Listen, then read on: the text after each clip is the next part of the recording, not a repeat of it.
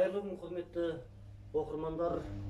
Бүгін біздің ұлттық және шетел әдебиеттер бөлімінде арнайы сұхбатты өткізгенін санап отырмыз. Халықаралық адам құқықтары күніне орайластырылған бала құқығы асыл қазына атты сұхбатымызды бастағалы отырмыз. Бүгінгі біздің сұхбатымыздың құрметті қонағы Қазақстан Республикасы журналистер одағының мүшесі, солтүстік Қазақстан тәуелсіз заңгерлер палатасының мүшесі Қайрат Дүйсенбі ақын ағамыз. Қош келдіңіз аға. Аға, жалпы өзіңізде өмірлік тәжірибе де бар, алдыңызға да бетпе-бет келді. Жалпы енді бала деген ол елдің болашағы, жалпы әулеттің келешегі. Сондықтан бүгінгі уақытта дәл осы кезеңде бала құқықтарын қорғауға байланысты заңдарға көңіліңіз тола ма? Негізі бала құқықтары қорғалып жатыр ма? Қазіргі балалардың мінез құлқы қалай деп ойлайсыз? Осыған сай ма? Айтылып отырған мәселе балалар құқығы туралы тақырыпты тым әріден қозғау керек қой. Негізінде балалар құқығы адамзат тарихында атам заманнан бері көтеріліп зерттеліп келе жатқан үлкен сонда шулы мәселе. Негізінде балалардың құқығы халықаралық дәрежеде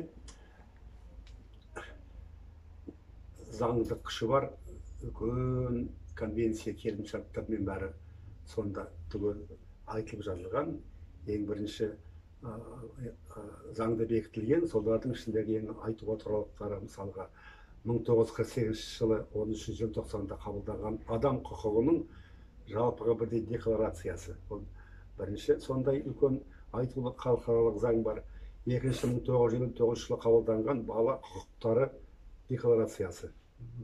Одан кейін жаңадан өңделіп қабылданған 89 жылы 20 қарашада қабылданған бала құқығы туралы конвенция. Бұл осыған сәйкес осыларды негізге ала отырып, Қазақстанда 2002 жылы 2 қыркүйекте Қазақстан балалар құқығы туралы конвенцияға сол кезде Қазақстан негізінде мүше ретінде қол қойды. Негізінде біздің ата заңымызда бұл 27 бапта жазылған, әке, ана және бала бәрі мемлекеттің қорғауында деп. Үлкен тараулар, бөлімдер Қазақстан Республикасында неке және отбасы туралы кодексте түгел толық қамтылған. Заң жүзінде оның күші бар және түгел қамтылған. Неге бұлай мол сондай үлкен тарау берілген деген сияқты? Негізінде соны атам заманнан арғы тарихында балалардың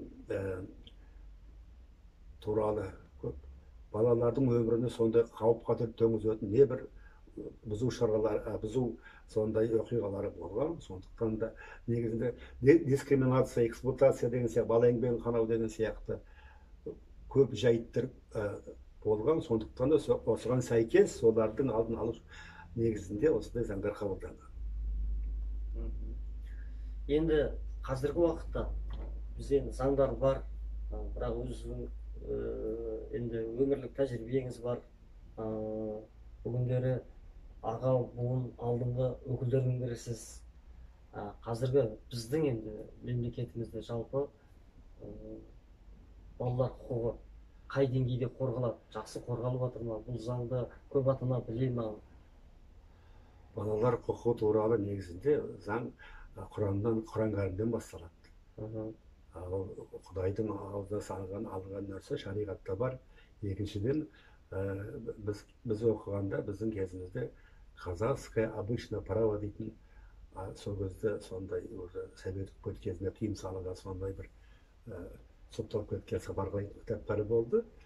Қазақтың мысалы қазақ бала тәрбиесіне, балалардың құқығына өте көп көңіл бөлген. Қазақта өзі аталы сөз бар ғой, бала бер дейді, бала берсең сана бер дейді. Сана бермесең шетінен ала берді. Енді қазақтың былай қарап ескі нормативті заңдарында мысалы есім ханның ескі жолы, Қасым ханның қасқа жолы, жеті жарғыда негізінде шет жағасы қамтылған, оқыған назары бар кісіге былай қарасаңыздар. Егер де қазақта ата-анасы өліп қалатын болса, баланы негізінде туысқандары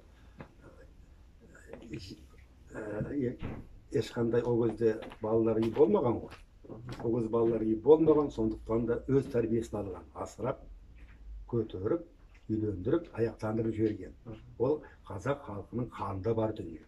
Қазақ халқының әдетінде бар дүние.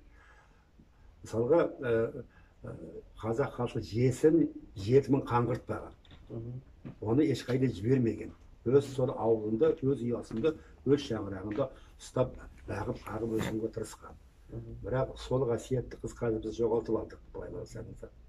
Қазір өзі негізінде бала мемлекеттің қорғауында, былай қарасаңыз. Егер де неге мына балалардың құқығы көп, бізде бұзушылықтар көп, себебі қазір отбасында негізінде бала дұрыс жан-жағы гармониясы түгел қамтылған, мынандай дұрыс қамтылған отбасында өсу керек. Қазір қарасаңыздар, өздерің білесіңдер, қазір ішкіш, наркоман, қылмыскер деген сияқты әкелер сондай семьяда отбасында өседі, негізінде бар салмақ анаға түседі. Сол кезде не әкесі сотталып кетеді, не қылмыскер деп танылады манаға, ал ана баламен ана жеке өмірдің алдында, өмірдің талқысында жеке бөлек қалады. Ондайда мына сондай мейірім көрмеген бала, мынау сондай шапағат көрмеген бала, сондықтан да ананы өскен бала сондай бір жетім, жесір күйде өмір кешеді, және олар ерте сондай бұзылысқа барады. Мысалға, ұрлыққа түсу, тағы бір деген сияқты оларға дайын тұрады. Сондықтан да қазір біздің Қазақстанда, біздің Қазақстан Республикасында басқа елдерде сияқты енді балалардың құқығы мемлекеттің қорғауында дейді. Кәдімгі балалар үйі, қазір жетім жесір үй деген сияқты, манағы сондай балалардың несінде сондай қор ашу деген сияқты сондай қазір сондай шаралар, сондай үйлер бар. Ол біздің тәрбие қазір қоғамға керек па, жоқ осы ағым осылай кете ма? Осы ағым дұрыс па? Бұрынғы ағым дұрыс па? Айтқаның бәрі дұрыс, бәрі қоршаған ортаға байланысты. Қоғамда қандай келеңсіздіктер бар, ол міндетті түрде баланың тәрбиесіне әсер етеді. Айтып отырмын, егер де ата-анасы әке-шешесі бар, мындай қалыпты жағдайда дамыған қалыптасқан отбасында ондай жағдайлар жоқ. Мысалы, көбінесе не әкесі жоқ, не шешесі жоқ, осындай отбасында осындай балалардың құқықтары бұзылып жатады. Тапталып жатады. Бұзылып жатады. Енді былай қарасаңыздар, соның бәрі мынау кодексте мына отбасында қамтылған, осының бәрі. Енді балалардың қазір қарасаңыздар, көп нәрсе былай егер де бас көз болмаған балалар көбінесе ана кішкене қылмыс немесе жасауға дайын тұрады, немесе онда ықпалға еріп кетеді деген сияқты. Қазіргі заң бойынша балаларды қазір өте ауыр қылмысқа тарту 14 жастан бастап олар қылмыс жасаған үшін жауапқа тартылады. Негізі 16 жас қой, бірақ ауыр қылмыстардың тізімі қылмыстық кодексте бәрі жазылған. Ал енді басты себептерін мана айтып отырмыз ғой, сондай. Осы тастанды сәби деген өлеңіңіз бар екен, оқып берсеңіз. Енді қазір не көп, тастанды сәби көп. Сол айтылған мәселелердің ең тастанды сәби әлди дейтін. Әлди баладан тауып алдық даладан, далада бала жатама түсіп қаптау шанадан. Осындай еді әжемнің әлдиі, бауырында естіп өстім сәбиі. Әжемнің аузынан түс көрімі, нануш едім мақтанып жиі-жиі. Өшкінші жарып қауызынан, сәбилер алданды сары уызынан. Ешқандай көк құтан әкелмептау, түспеппіз ешкімнің аузынан. Түспейді екен бала шанадан, түседі екен көкек анадан, табалдырыққа тастайды-ау, тауып алсын деп жаңадан. Табылмайды екен ай даладан, не шықса да шығар қаладан, күл қоқысқа көміп тастайды-ау, қорықпай алла тағаладан. Шаталар жат, бәрі тастанды, некесіз туған туса қоғамы қастанды, талай түсік жатырда кескіленіп, жарық көрмей жер жастанды. Алданса да жап-жас аналар, жеңіл жүрісі деп саналар, ойнастан тапқан бала деп ондайды қандай жаналар.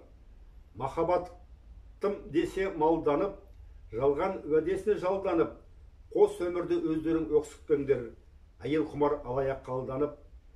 Шешесі тірі тағы тауып жүр, әкесі әр әйелмен ауып жүр, тірі жетімдерді тастандығып, көкектер көбейіп шауып жүр деген осындай бір өлең бар. Тамаша. Енді алтын уақытыңызды қиып келгеніңізге үлкен алғысымызды білдіремін. Балаларыңыз білімді, білікті, тәлімді, тәрбиелі, саналы, сабырлы, салиқалы болып, ұлы дала бесігінің иесі ретінде еліміздің тәуелсіздігін ұзатуға Алла нәсіп етсін. Жақсы күндерде жүздескенше сау саламатта болыңыздар. Аузыңа